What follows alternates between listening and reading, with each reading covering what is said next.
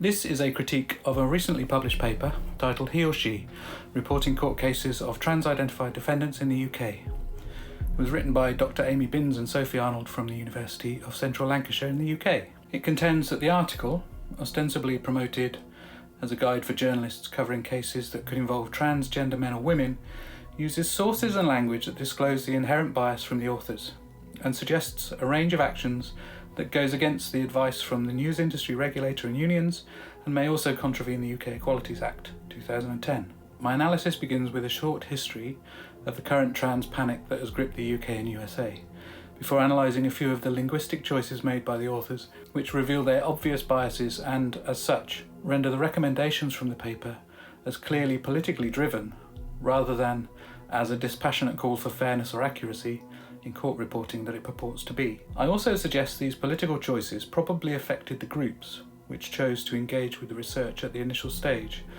and as such render the research worthless as either academic or professional work. It will also briefly detour into the reaction to the paper and the author's attempts and failures at utilising the common cancel culture trope to garner additional support from individuals and institutions which may be seen to be welcoming to these ideas within the UK's transphobic media sphere. 2000 to 2022, the moral panic. It is reckoned that transgender and gender non-conforming people have existed as long as there have been people. They've existed alongside cisgender people, at various stages hidden and visible, revered and disdained. However, the language used to discuss the issue, including the very word transgender, are relatively modern. Using Google's Ngram viewer, which shows the popularity of a word in a vast corpus of books dating back to 1800, we can see the word itself began to rise in common usage in the 1990s.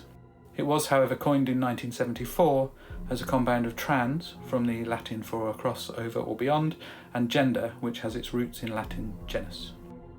Gender as a word became synonymous with sex in the 15th century. More recently, gender as a notion has been seen as a social identity created through interactions between culture, family, politics and personal history, and may or may not be congruent with a person's originally noted biological sex.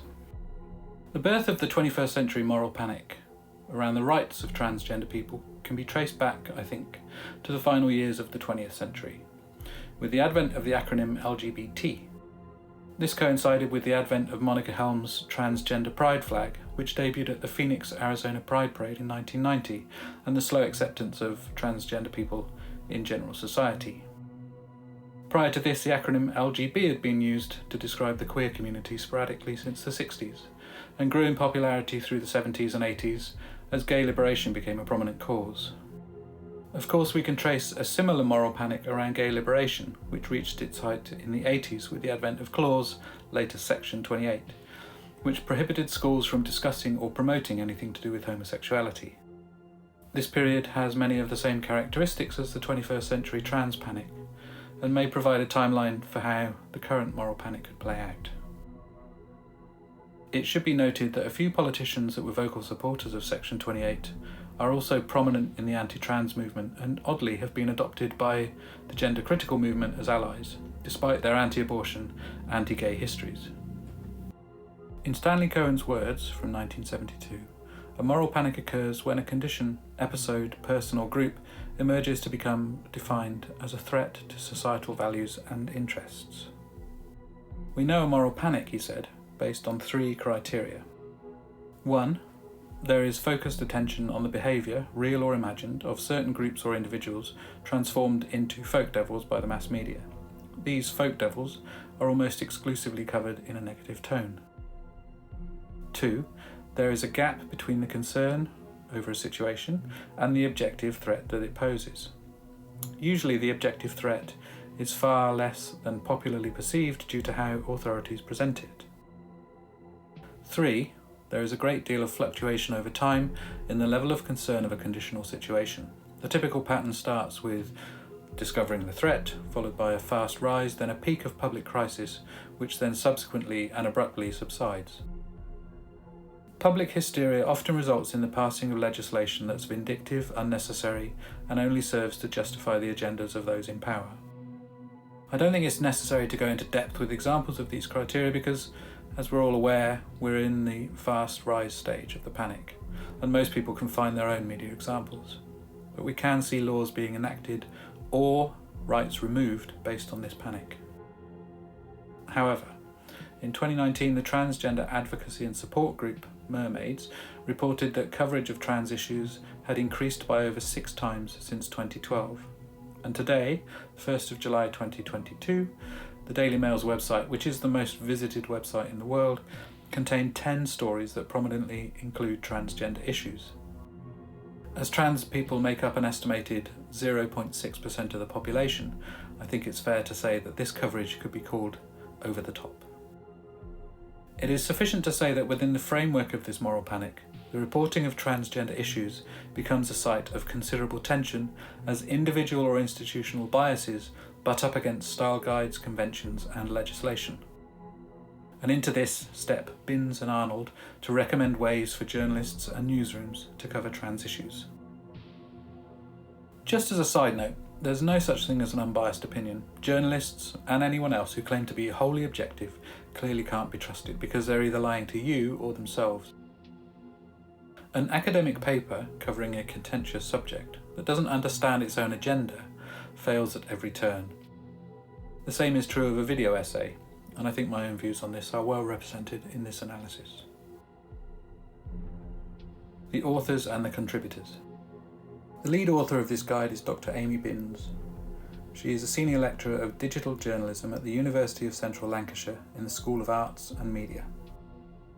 On her university's website, she lists her research interests as interwar feminism, social and architectural history of nonconformism, trolling, disinhibition online, anonymity and the abuse of journalists and politicians through social media.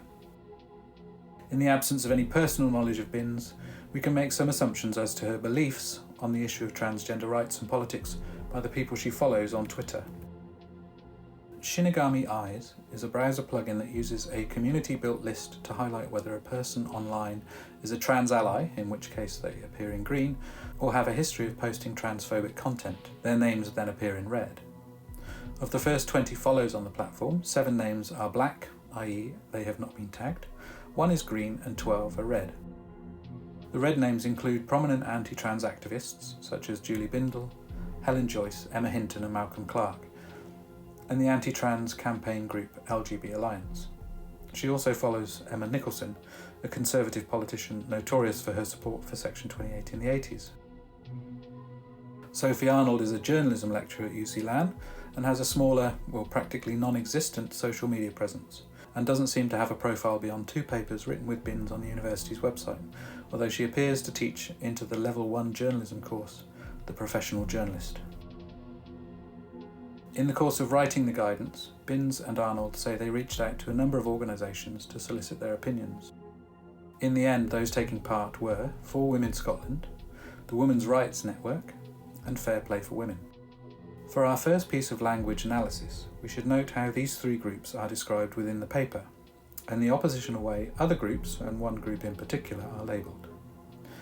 The paper breaks down stakeholders into 3 categories: lesbian, gay and women's rights groups, trans rights groups, and free speech and journalism groups. The 3 stakeholders that took part in the research are listed in the paper under the cohort of lesbian, gay and women's rights groups. Transgender Trend, an explicitly anti-transgender campaign group, is also erroneously listed under this section. Britain's leading LGBT organisation, Stonewall, is listed in the cohort of trans rights groups, alongside actual trans advocacy groups including Gendered Intelligence and Press for Change. Why they aren't listed in the lesbian, gay and women's rights groups section is a mystery. Or is it? Anyone with even the most rudimentary understanding of the trans rights issue would look at these classifications with disquiet, as they demonstrate an unequivocal bias in the methodology. For Women Scotland is highlighted as a lesbian, gay or women's rights groups, but the first paragraph of their FAQ page states, "Trans women are just male people who subjectively believe they are female, that's it." The first image on the Women's Rights Network website is a campaign banner which states, "Say no to self-ID." Similarly, Fair Play for Women is active in calling for changes to gender recognition reforms to make it harder for transgender people to be recognised within the UK's civic system. Perhaps Binns and Arnold have made assumptions that the readership will know the history and aims of these three organisations, but if their intention was to be open and honest, a short discussion about these groups, their campaigns and histories was essential. The title is a problem.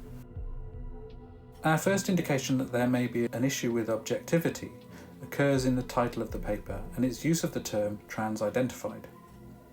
Wiktionary defines this term as derogatory, and Urban Dictionary says it is typically used with the intent of insulting and discrediting trans women as unfeminine and delusional. It is routinely used by anti-trans campaign groups including Transgender Trend and LGB Alliance, transphobic news outlets such as Redux, and trolls on Twitter who spend their days and nights harassing trans women instead of attending family weddings or spending time with their wives. It's very simple to rewrite in a more objective manner. It could be he or she reporting on court cases involving transgender individuals in the UK. This usage is also present in the abstract and throughout the paper. The text is also a problem. The article's introduction begins with a paragraph containing 4 problematic sentences, each of which includes an unreferenced and within the body of the research unproven claim or a willful misreading of institutional guidance. So we'll take these one by one. Journalists are struggling to comply with the law requiring accurate court reporting in the face of increasing confusion and political arguments about how gender identity is or should be treated by the police and courts. So the questions are: which journalists? How is this confusion manifested? The authors examined 138 sources covering 39 criminal cases involving trans people to some degree or other. How were the cases chosen? 14 journalists were later contacted to provide input. What criteria was used to select these people from the 138? 2 journalists eventually consented to be interviewed, which in itself is a number that would be problematic in a second-year undergraduate project. It's estimated that 108,000 people in the UK self-ID as journalists, so this guidance is based on the confusion perceived by the authors of 0.002% of the UK's journalists. It's worth noting that in the interviews neither of these journalists expressed confusion about their use of names and pronouns, only that in the communities where the subjects of their stories were known to be transgender, there was some anger at the way stories were reported, and that their use had been the cause of discussion in the newsroom. Both ultimately fell in line with IPSO government training and union guidance on transgender reporting. This reflects a more general confusion and concern about misgendering and dead naming. No example of this confusion are offered or examined, so the exertion suggests the authors may be confused about the issue, or, anecdotally, the community with which they closely identify professes confusion. It also reflects the lack of an agreed definition of transgender. This statement is based on controversial evidence from the Equality and Human Rights Commission in 2022. The EHRC is itself embroiled in controversy. As its head, Baroness Faulkner has, it's claimed by 6 current and former staff, personally edited multiple documents to make them more gender critical, in line with the views of Liz Truss, the Equalities Minister who appointed her. Freedom of information requests to see original versions of documents before Faulkner's intervention have been denied, and an exodus of staff, all of whom criticised her press towards a less LGBT-friendly institutional ethic, followed her appointment. The UK government has a ready definition of the word on its own website, and this definition and language is used consistently in issues where it is relevant. Current regulatory guidance by the UK's Independent Press Standards organisation on trans issues does not cover court reporting. This is a simple misstatement of fact, or a willful misunderstanding of IPSO's guidance documentation, which has been active since 2016. IPSO doesn't specifically mention court reporting in its guidance on trans issues, but that's because the editor's code of conduct applies across all contexts. An advice covering relevance, language, the inclusion of unnecessary information, and unverifiable statistics is included in the institution's guidance on transgender issues. It also doesn't have specific coverage for gay people, women, or any other of the protected characteristics highlighted by UK law. IPSO's coverage of transgender issues mentions which parts of the editor's code may be relevant, and then discusses these further within the guidance itself on court reporting. So, tangentially, it does cover court reporting of transgender issues. The fact that Binns and Arnold don't understand this fundamental point should give pause to any student or parent considering UCLan as a potential course for aspiring journalists. Sowing confusion for the sake of it. Every news outlet's style guide has its quirks and differences, but when they agree, it's a useful indicator of consensus on a term, and in many cases, outlets which don't have a formal style guide will follow that consensus. For example, the use of numbers in a text is fairly consistent across the industry, but the words surrounding the Second World War or World War II may differ greatly even within titles from the same publisher. UK and US newspapers, even those who may be hostile to trans people or who may be playing an active role in the current moral panic, agree on how to label a transgender woman or man and deal with their pronouns. The authors have decided to forego this consensus, even going so far as to misdescribing the use of terms within their own sources. It sounds simple, but there is a gulf between describing someone as a trans woman, i.e. a woman who is trans, and a trans woman, something entirely distinct from a woman.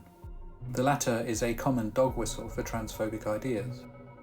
Every source I looked at, mentioned by the authors, and almost every major news publishing organisation in the English-speaking world, including the Daily Mail, the Sunday Times, the Guardian, Independent, the Sun, the Express, the New York Times and New York Post, all use the common form of trans woman or trans man.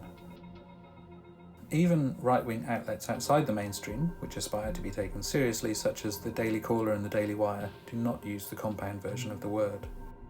Where this usage is common is among the gender-critical online community on sites such as Mumsnet and Twitter, and in proudly anti-trans outlets such as Redux, and, significantly, in the 3 stakeholders that responded to the author's call for participation.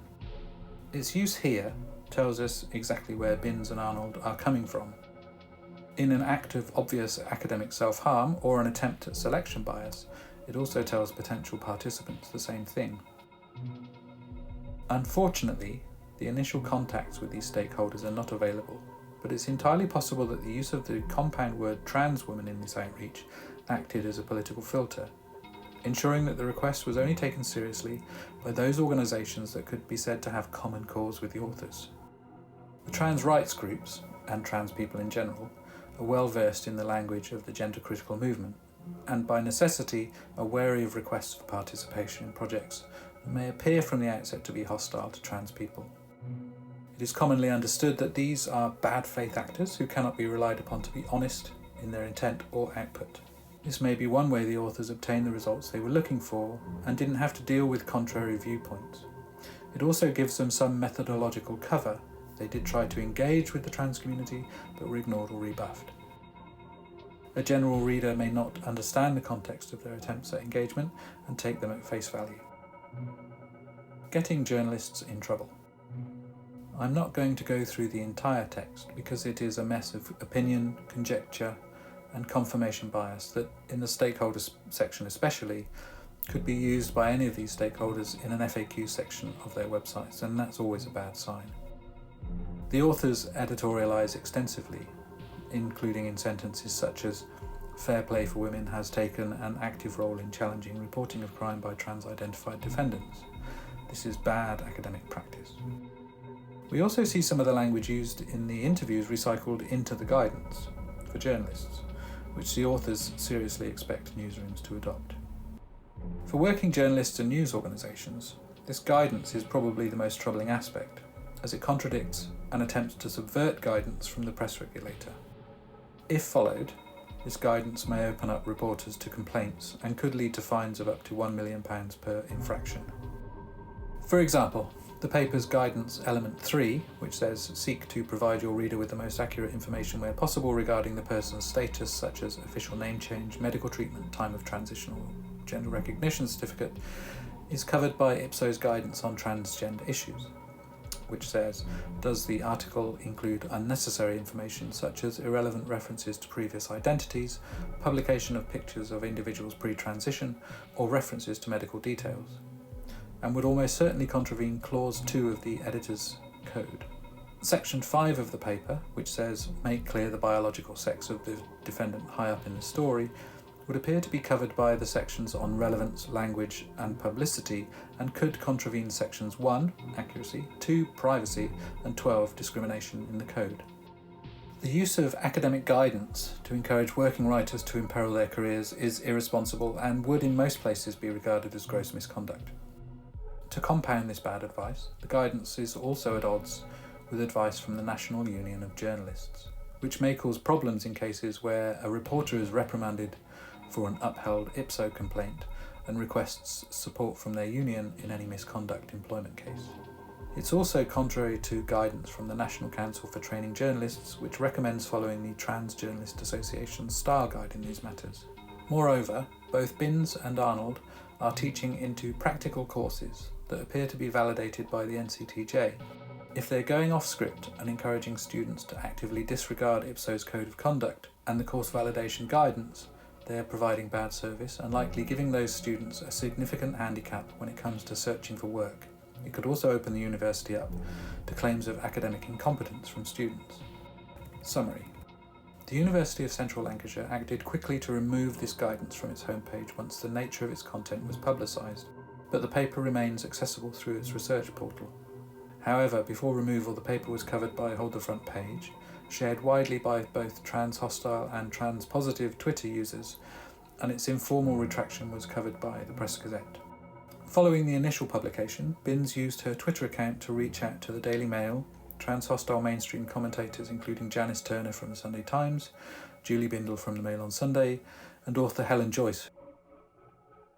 I imagine being a trans student of either Binns or Arnold, knowing that they have considerable power over my future and have shown their antipathy to my existence and autonomy in both academic and personal spaces. Would I trust them to treat and mark my work, especially if I were covering trans issues, honestly and with integrity? I imagine being a union representative in UCLan, knowing that my members are promoting guidance that contravenes the union's own position on respect for transgender people. I imagine being a journalist or editor facing a negative ipso judgment and a potential prosecution under the Equalities Act for following flawed guidance given an institutional sheen. I imagine being a trans journalist, reading guidance written by cis women, informed by interviews with exclusively cis people that did not at any point engage with trans people, which positions trans people, and trans women in particular, as a problem to be solved. Guidance which contradicts my union, my training, my regulator, my industry, and my history in the service of denying the existence of trans people. I imagine a first-year student, given the task of engaging with the notion of a moral panic, knowing that two of the people in positions of influence on the course have so little knowledge of cultural or media studies that they uncritically pour accelerants into the flames of the most prevalent moral panic of the decade, with seemingly no understanding of their own role in propagating it. This writing fails as research, as polemic, and as guidance. It calls into question the research capacity of the university and the commitment to equality and diversity in its School of Arts and Media. A rigorous academic project on an issue that is subject to an obvious moral panic should understand its place. It has done significant damage.